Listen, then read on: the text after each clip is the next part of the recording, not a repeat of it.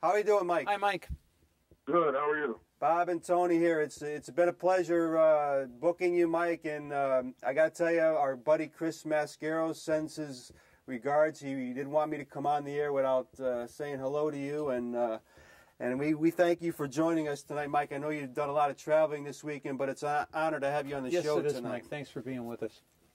No problem. Yeah, Chris is a good guy. Although he sent me a message on my fan page on Facebook and was getting on me about wearing my Jaguars gear this weekend for alumni weekend down in Jacksonville. He said, I might make some of my Pittsburgh folk back up here a little upset by putting on that teal and black down there. Well, let's give a little background for Mike. I was privileged to talk to Mike this past summer, filling in. I co-hosted with Chris. We talked to Mike Logan one night. We had a lot of fun. But Mike was drafted by Jacksonville in the second round, Tony, of the 1997 draft out of West Virginia. Played 10 years in the league from 97 to 06 with the Jags and the Steelers, 116 games total. He had 5 career interceptions, a member of the 05 Super Bowl winning Steeler. And, again, a good run in the NFL from Mike Logan. Mike, and you grew up in Pennsylvania now. We talked to various pros on this show. That's a hotbed for high school football, as is Texas, Florida, etc. You had a legendary coach there, George Smith. You get to West Virginia, you play under legendary Don Nalen. And, of course, 2 legendary coaches in the pros, Coughlin and Cowher. Mm-hmm. You're a lucky man to have been blessed with such guidance over the years, Mike. For sure. Very blessed. When you talk about George Smith, he was the first person who really told me that I had the ability to play at the next level. And, I think I owe so much to him because it's hard to take a young man who comes from the inner city. I had transferred over to McKeesport my sophomore year and really didn't know how much ability that I had on that level. And he put it in great perspective for me as soon as I got over to McKeesport. So if it wasn't for George Smith, I may not have made it to the Don Nelans, the Tom Coughlins, and the Bill Cowhers.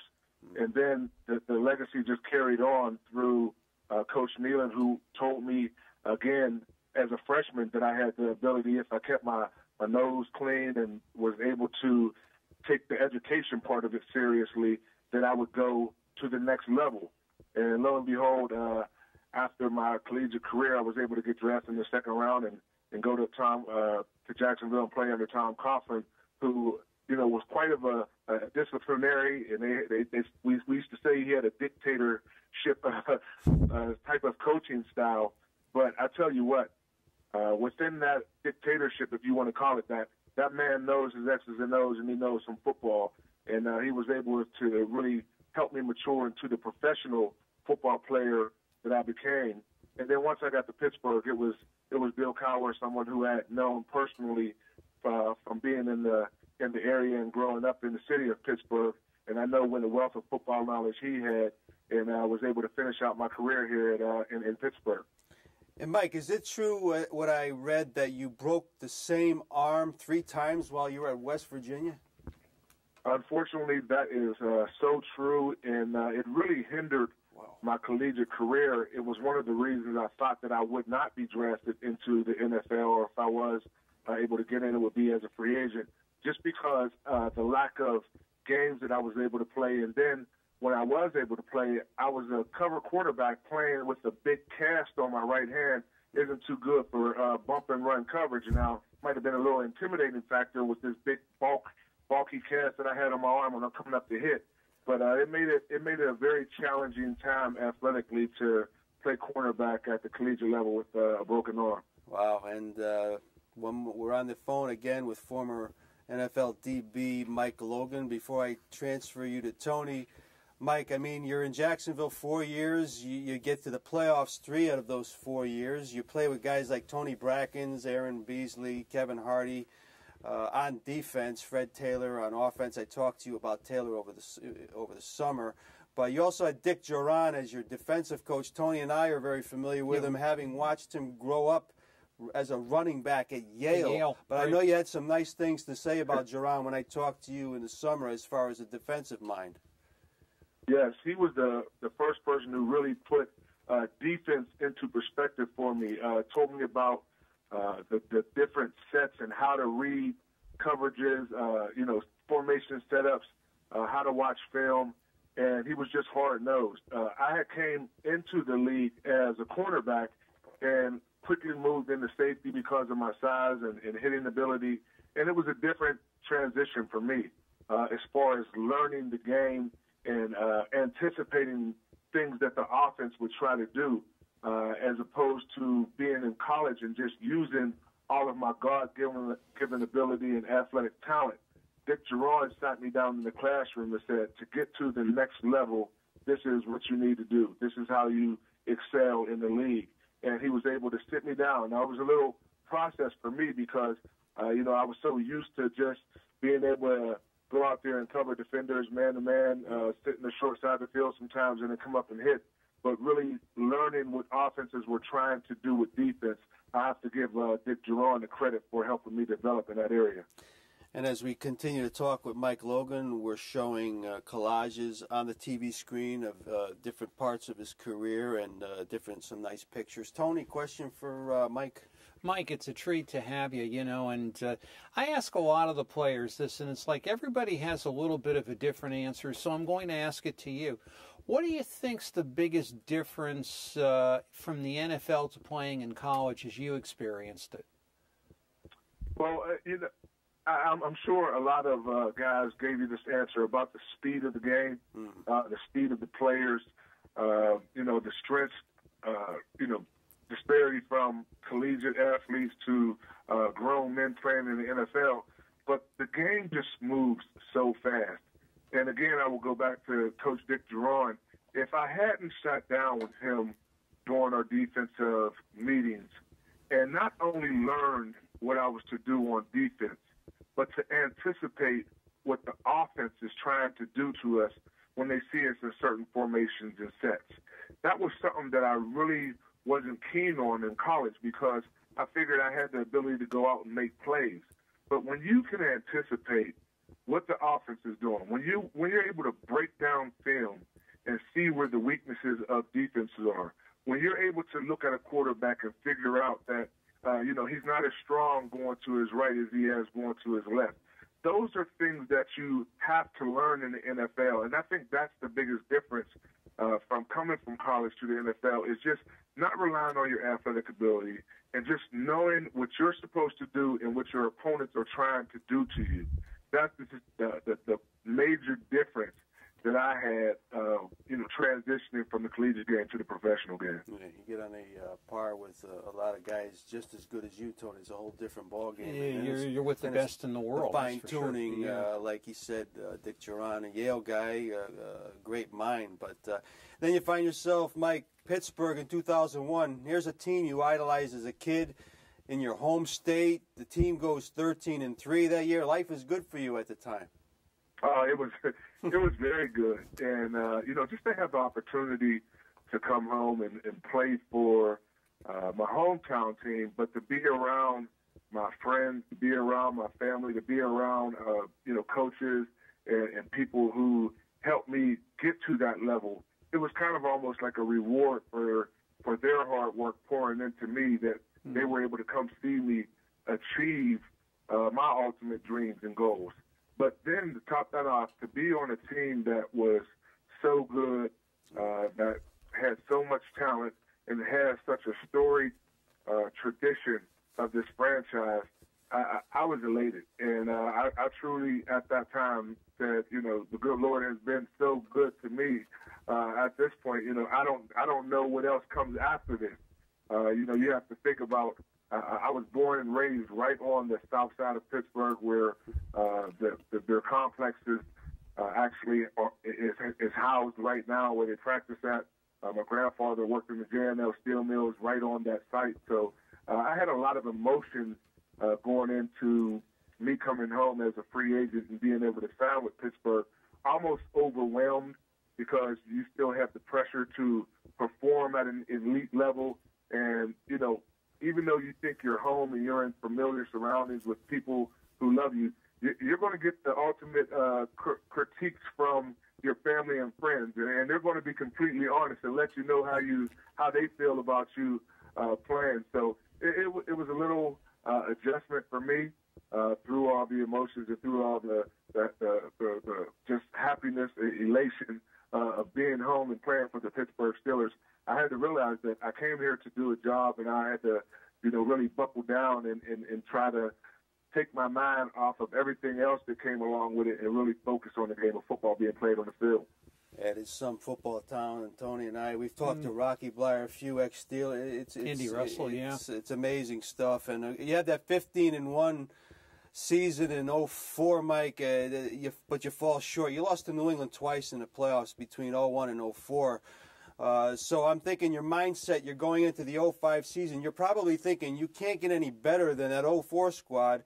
The team ends up making amends big time, 3 playoff wins before you beat Seattle in the Super Bowl. That's some incredibly hard work from some great athletes that season.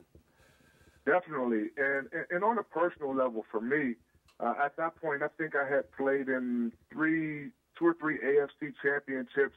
I was in the 9th year of my career, and you really start to look at that hourglass, and you start to say, I don't know how much longer my career will go. And any player will tell you the ultimate goal of someone playing in the NFL is being able to hoist that Lombardi trophy up, being able to showcase that piece of hardware that they give you once you win a Super Bowl. And I was really starting to have a little bit of doubt in my mind that I would make it to the Super Bowl. And as that playoff run started to go on, something just felt good about that team. Now, we had a heck of a scare in Indianapolis when Jerome Bettis fumbled that ball, and we gave him so much grief about that. But he said, look, I just wanted to make it interesting for you guys. So, but at that point, it was almost one of those things where I said, here we go again. And, it was a sigh of relief to be able to get out of there with a victory and then go on and play Denver and really achieve that ultimate goal of getting to the Super Bowl. And then you have to get to the Super Bowl game and prepare to win. And that was a rough week for me preparing in the Super Bowl. A lot of my father's family is from Detroit, and it was a whole big thing to do with tickets. And I just wanted to embrace the moment and enjoy and really prepare. And what a lot of people don't know during that week is Troy Polamalu was actually battling an ankle injury that he had. And it was during the week, early in the week, they were saying, hey, you have to be ready to go in here and start. And at that time, I had switched to backing up free safety. So I had to come back in and really go over all the strong safety responsibilities as well as the down backer that Troy had played. So it was a hectic week for me to get prepared to play in that game as if I was going to be the starter. Boy, and again, Super Bowl ring, and that's part of our collage. You have a picture, that Super Bowl ring on the screen. Again, we have a few more minutes with Mike Logan. Tony, question. And Mike, I marvel because you had played under Dick LeBeau, and I remember reading about Dick LeBeau reading Paper Lion by George Plimpton when he played for the Detroit Lions, and he's been coaching forever, and that must have been a heck of an experience. I can't begin to tell you what Dick LeBeau did for me as a football player. But I would really be selling you guys short if I tried to tell you what he did for me as an individual and as a human being. He's been around the game of football for a very long time, but he's also lived a lot of the life that he's had, within him. And he's able to really express himself and give his players who play for him not only knowledge on the football field, but knowledge in life. And, I'm so thankful to be able to not only play for Dick LeBeau, but to be able to call him a friend, to be able to call him, someone that I can depend on. Just being able to say that I know him made me a better person, and I'm very thankful to Dick LeBeau for that. Amazing. Isn't that amazing? Saw him last That's night. So sweet. And, He's still He's still going God strong. bless him. I'm sure if you talk to players who've played with him and really been able to just sit down and be a student of his, and I'm guarantee you they'll say, look, he taught me about the game, and that was easy. But just to see his personality, to see his character, to talk about what he's done for not only the Pittsburgh Steelers, but what he has done for the NFL. I mean, this is a man who is able to take a dry erase board on the sidelines in the middle of a game, change up an entire defense, put it in, install it right there, and have everybody go out there mentally on the same page and be able to execute. That's something. Yeah. Yes. That's a talented coach. And again, Mike has mentioned a few of the great players. Tony, he's played with Jerome Bettis, Polamalu. He had mentioned those two guys. Polamalu may have lost a step now, but he still plays with a passion that I've seen from very few pros in my lifetime. And I think I talked to you over the summer, Mike. Hines Ward, one of the best blocking wide receivers I've ever seen. And you had versatile guys around you like Kordell Stewart. Antoine Randall is the guy I talked to you about. He was a QB in college, very special player who probably went under the radar as far as being a versatile guy, man.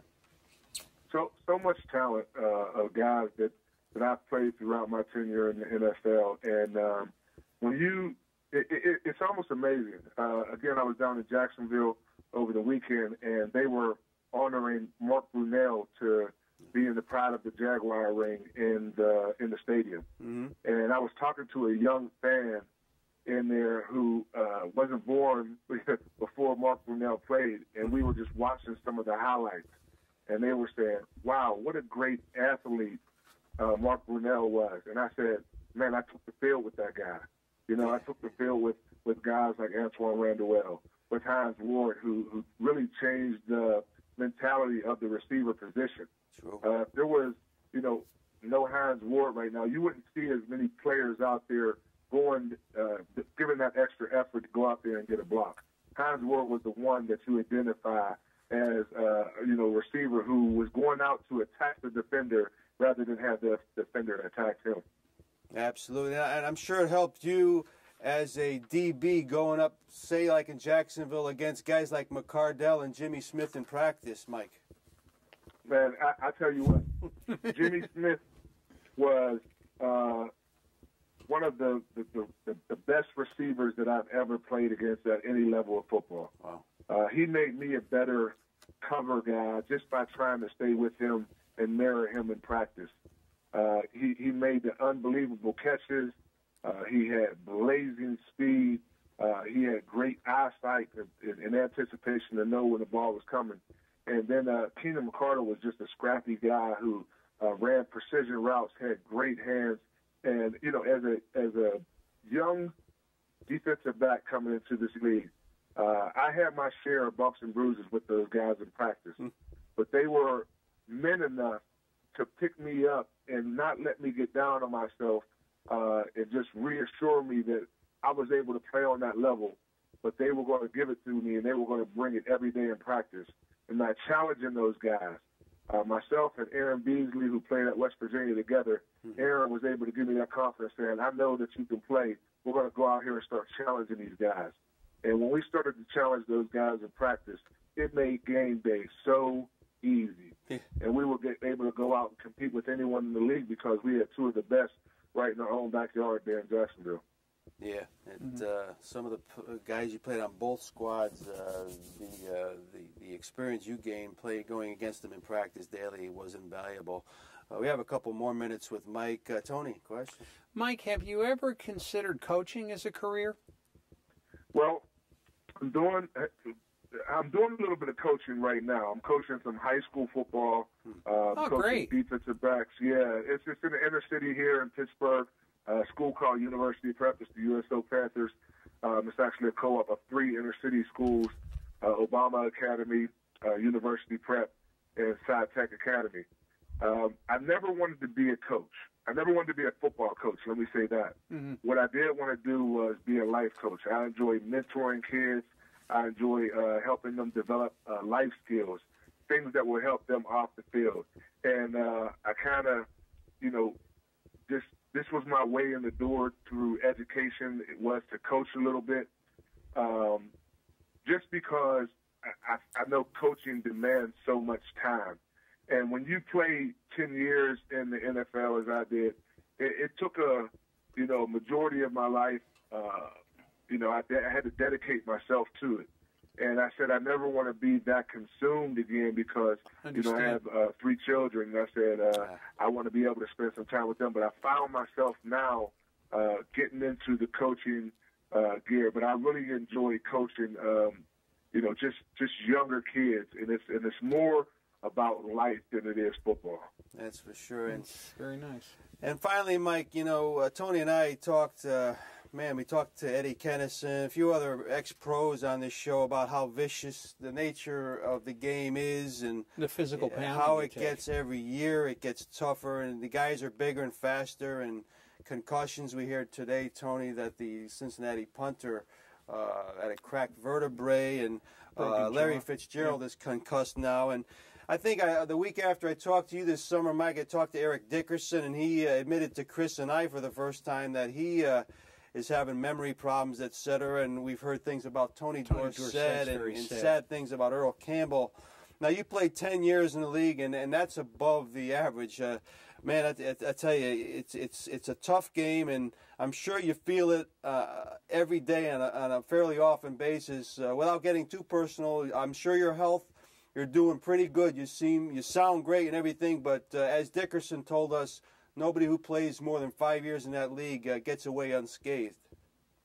I definitely took my brunt of bruises and concussions in the league.